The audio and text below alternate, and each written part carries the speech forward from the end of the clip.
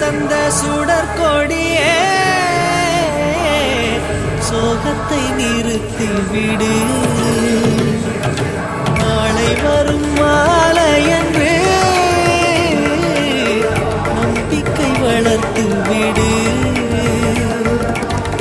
நம்பிக்கை வளர்த்து விடு. நம் காதல் ஜோதி கலையும் ஜோதி கலைமகள் மகளே